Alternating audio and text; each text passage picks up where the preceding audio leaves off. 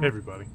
So recently I took a 250-mile trip up to Columbus and back, cycling, or well, not really cycling, but bikepacking, trying to bring everything with me that I wanted to bring, and had every creature comfort for myself as I was heading to and fro. Now, it's only 112 miles from where I decided to go, so it wasn't really a huge deal. I could have technically gotten there in a day and a half, maybe a day if I pushed myself really hard. My personal record with zero weight in the past has been around 150 miles. It took me about 12 hours, or give or take. I'd give myself a little bit of time to eat. But in this case, I would have had a little bit extra gear. But I wanted the opportunity to see how I had, what I measured up against by taking every creature comfort I had. And that turned out to be, including every, contingency that I needed, sometimes duplicates of something. Like, for example, I brought 2 sleep systems. I brought a hammock tent, and I brought also a regular tent, a backpacking tent. On their own, they're not that much weight comparatively to everything else. I brought a battery bank, for example, that weighed around 7 pounds. It's a Jackery Explorer 300. Just in case I was just testing it along the way. I like to use it RVing anyway, so I figured it would be a good idea to try it. I wanted to get into some of the things that I learned and where I started, what my idea was from beginning to end, and where I ended up. So my original plan was quite ambitious. I wanted to go basically an inner circuit around Ohio. I wanted to go from Hamilton to Columbus, see my cousin for a couple days, and then move northeast to Cleveland, and then move west along Lake Erie to Toledo, and then come south back to Hamilton. Just taking the roads from Toledo to the Piqua Trail. I think Piqua is the end of it, and then it continues back south. It's the Great Miami Trail. What I didn't know was, as I was coming north on the Little Miami Trail, I ended up coming up on some really amazing people. This particular guy was coming south from Cleveland, and because he was doing the Ohio to Erie Trail, that was my plan, was the Ohio to Erie, and then moving. I don't know what the other trail is that goes along it. I'll post it here. That goes along Lake Erie towards Toledo. Anyway, he was coming south. I was going north. We intersected and had a little conversation. He's a really cool guy. He said that as you get northeast of Columbus, it's mostly Amish country, roads, and very few trails and hills.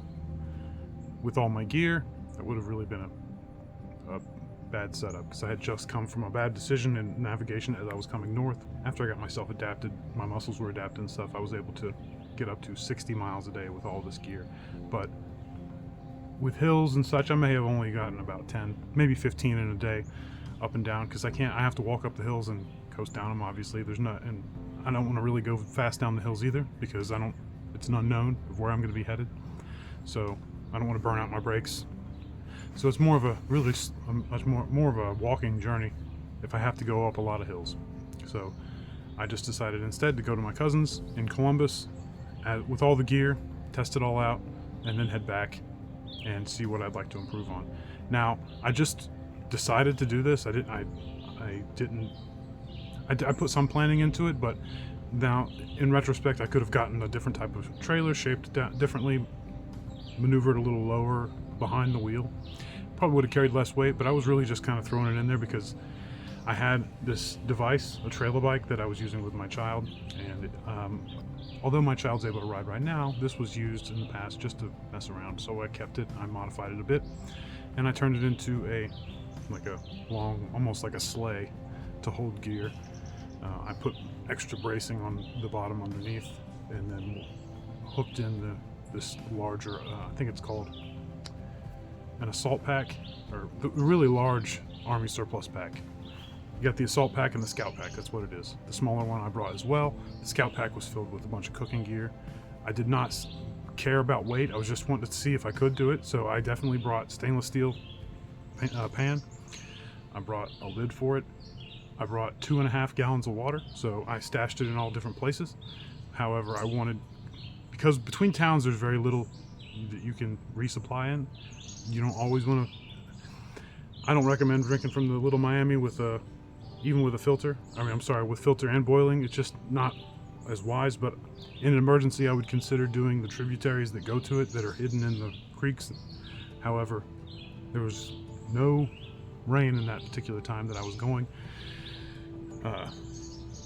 It hadn't rained for about a month or so, so everything was really dry. It wasn't really possible to get anything, so I had to be very strategic with how much water I brought. For example, I'd get Powerades, and I would refill the Powerades with water at every opportunity. So I had consistently between 2.5 and up to 3 gallons of water and stashed in all kinds of places.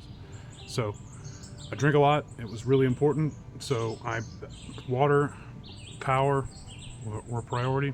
Power being my battery bank. Now, I suppose I could have had a smaller battery bank. I've seen, like, some of the people I've seen just have little things with tiny little solar panels, but I wanted to see what I could do, so it didn't really matter. I think an Explorer 300, 7 pounds, it's not that big of a deal if you're carrying a trailer. Comparatively to everything else, I had some, obviously the water, 8 pounds a gallon, so we're looking at least double what my Jackery would be. Now, I also brought a laptop for editing, but it's not very much weight either. It's consistent, it's maybe about 2 or 3 pounds, so wasn't much of an issue there. I brought my clothes. I also brought work clothes in case I wanted to get any work done on the road when I stopped, because I have the ability to, get clean and chill and rest, so might as well try to get some work in if I can. Why not? I also brought some other creature comforts that I didn't understand, that I was trying to learn more about. For example, I got Starlink. I thought Starlink, in retrospect, I didn't really understand. I was kind of fumbling through it, but I should have understood that it wasn't going to work in this way. My plan was I knew that I was going to be riding through places that had very limited service and stay there for a long period of time because there's limited service between towns in the rural parts of Ohio on these trails. So I was trying to supplement that and live stream some of my journey, and was not able to do that because the places that had zero service also along the trail were absolutely covered in trees. So I had no line of sight to any of the satellites, and I thought, well, it'll just beam through the leaves, it's fine. It won't beam through the leaves, just to let you know. I was an idiot. Don't be like me. I should have perhaps looked all this up before, but I was just kind of field testing it, learning along as I go. I kind of do that occasionally. It's a flaw of mine. Sometimes if I'm really into something, I'll research it heavily in an extremely focused way, but other times I kind of it's fine, I'll handle it later. Now, once I got into an opening, I was able to figure out how to get it working, and I made a call to test it. Called my mom, obviously. Who else would you call? Once I got it in the opening, I realized things you have to connect with this lattice in the sky, and the more you connect with, the more data you're going to get. Totally understandable. I should have understood that in the past. No big deal. We're learning as we go, right? Now, in an emergency, I could have set it. It's not like you're going to be gaming with the tiny little bit of space that I gave it. When I finally got it working, it was okay, but it wasn't obviously super speedy. But in an emergency, it would have absolutely been able to ping my location and get me somewhere if I had a problem. So that was what I was grateful for. I wasn't looking for, gaming speeds and tree cover. So what I will say is that on my first mistake, as I was heading north, I was heading up the Great Miami Trail from Hamilton. Totally awesome. That part's beautiful. It ends up dead-ending into Rentschler Forest. Technically not. There's been a tiny little branch that goes into Timber Hill. It's a subdivision. And I believe by March of next year, thank the gods, there will be a trail that goes from Timber Hill continuing around. You don't have to take the road anymore, Liberty Fairfield to Wayne Madison, I think is the road to get to Trenton. Hopefully this trail will get us there by the 2026 or 2027. We'll connect from Timber Hill to the Trenton trailhead. So that will be the final 3.7, I think, miles is remaining that will get you from Hamilton to the Great Miami Trail, and you continue up into Dayton and then go east and so on. I did not do that. I ended up deciding to go from there east, basically along Millville Avenue toward the town of Beckett. From there, I got to the Mason Sports Park, to the Connector Trail, up to Little Miami, stopped there for the night. But before that, as I was heading, it was a terrible. I didn't make any video of it because I was so busy. Basically, I was just on the road all the time. I wasn't going to take a video of me just walking on the road because it was not appealing at all. Comparatively, I put some good footage of some other stuff, and I'll get into some of my other mistakes in that I'm going to improve on as I continue my rides in the future when you guys see future videos. So the only pictures I have on the first and second day are basically from the stealth camp that I had to set up. I had started late in the day, so I got to this spot and I was like, I think I'm just going to stay here for the night. Packed up everything in the morning, was out in the morning before, basically around dawn. I only basically have the pictures of the stealth camp, and then I moved on the next day to the Little Miami Trail, and I spent the entire day struggling up these hills. Got within 2 miles of the destination, got within 2 miles of the place I was stopping for the night, roughly, and didn't realize how important Powerade was going to be. So I think I'd basically used up everything that my body had. So as I had gotten to this, I got to this UDF, I got 3 Powerades and refilled all my waters, and decided to eat like a Cliff Bar and just relax and drink some of these Powerades. I was trying to rest while I did that, and I had cramps that were so bad that I couldn't find anywhere that was comfortable. Literally, the cramps were so bad they were getting into my diaphragm muscles, so I couldn't lay flat, I couldn't sit up, I couldn't stand. While I was struggling, it was kind of funny, the people that were working there were watching me try. I looked like I was just like writhing in pain, because I tried laying on the ground, tried sitting. I could not get comfortable. I came in one more time and they were like, "Are you okay?"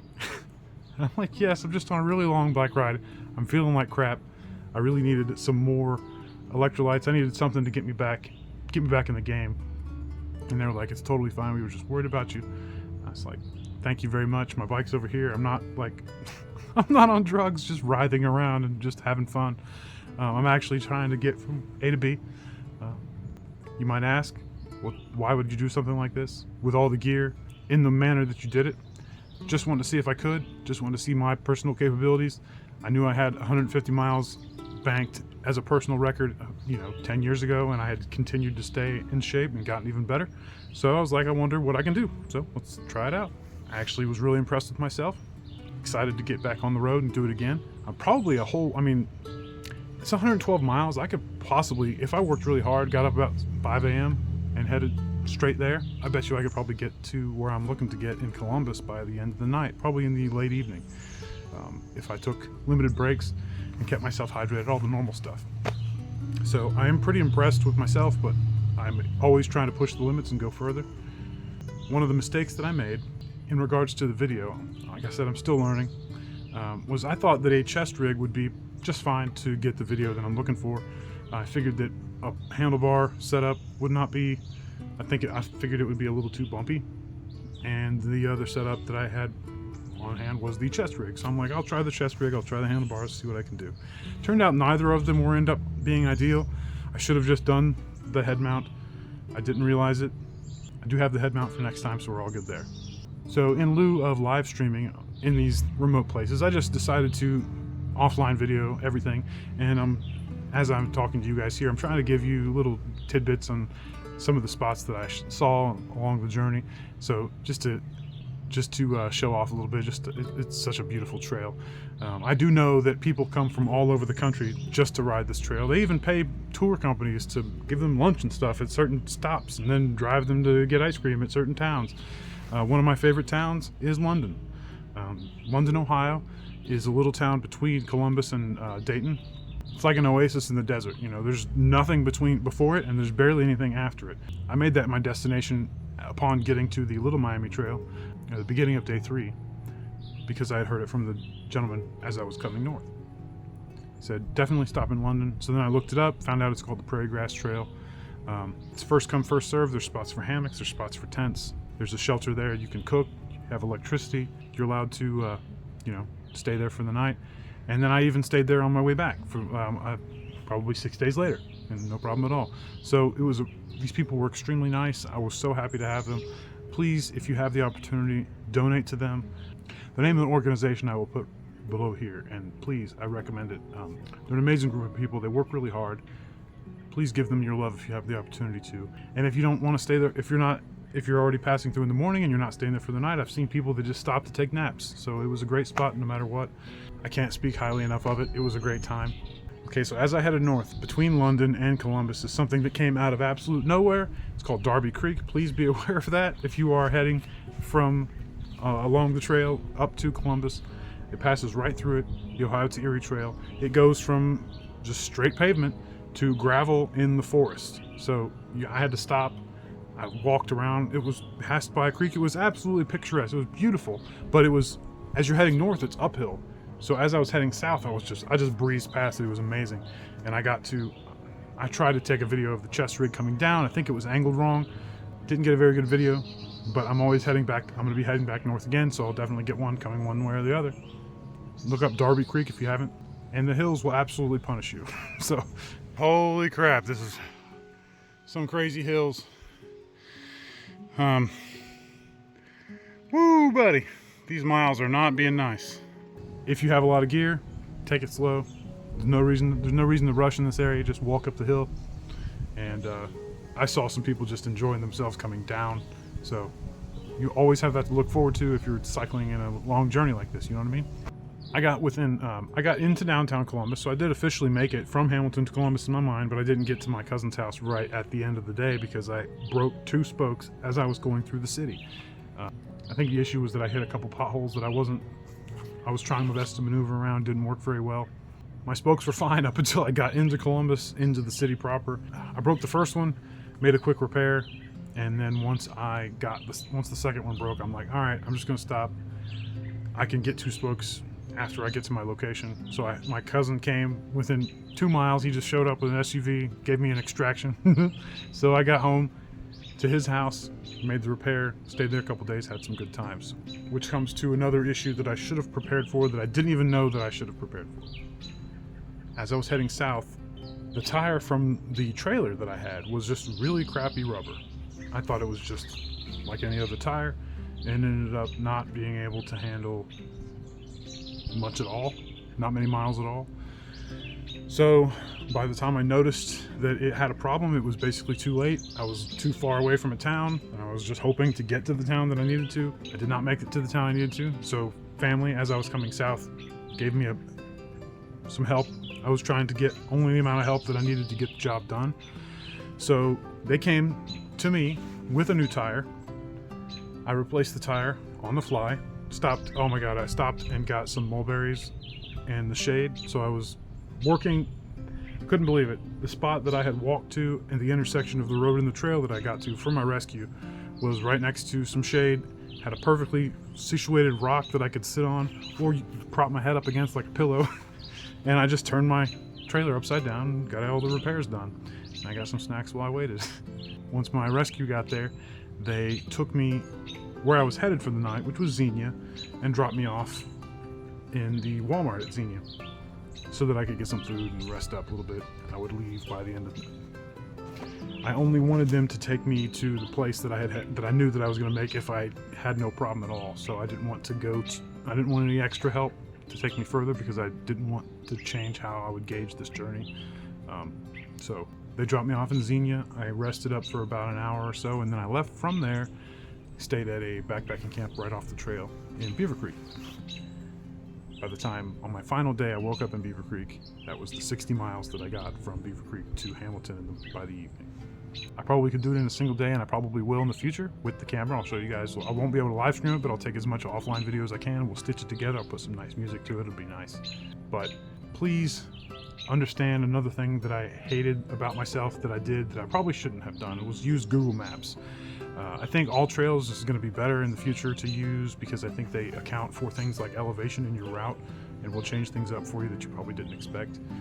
But when I started using Google Maps, it feels like all of the Tour de France psychopaths that want to just go straight up mountains always are the ones that map those routes. They're like, yeah, pull me straight up a hill. It's fine. I love it. So people that don't want hills are just screwed. So definitely don't consider, maybe consider Google Maps if you know you're on trails, you know. But if you have to do any of these transitional areas, definitely watch out. Check out other apps like All Trails. It's not sponsored, just giving an example what you could do. Something else that I did enjoy, that I was able to benefit from on the trail, that maybe not everybody's going to be able to do, but you should definitely do your research, and it may help you in the future, but don't poison yourself, obviously. What I was able to benefit from was my knowledge of wild plants and herb lore. So along the trail, I was able to find things like mulberries, dandelion greens, garlic mustard, things of that nature that I could use for temporary energy or micronutrients along the trail.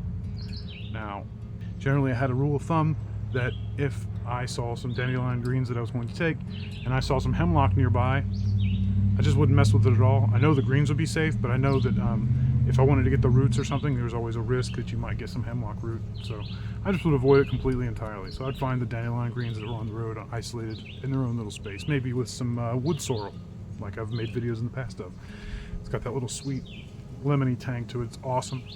One of my favorite things was to be able to get the mulberries on the trail and just get a really quick energy boost because they're right there. So if you don't know what you're looking for, there is like a big bird frenzy is going to be hanging out there. But if you know what you're looking at, you've identified it properly, it's an amazing bounty to be found right off the trail. I don't know if they have fertilized their own way along this trail or if people have done it like in the past 40-50 years have planted them. I doubt that. They seem more wild to me. And I love them so much, I wish they were the state tree. I don't really care as much about buckeyes. I know they're important to some people, but really, I think the mulberry tree should be more important. Maybe it's because mulberries are in other states as well. They're just all over the country. Anyway, wild herbalism and finding plants and wild edibles was something that absolutely helped me on the road. It was just a little tidbit, something extra. It wasn't something that I relied on, but it was something that definitely gave me a morale boost whenever I would find stuff that I needed. Because like I said, there's no grocery stores always in between where you need to go, so you need to make sure that you have what you need.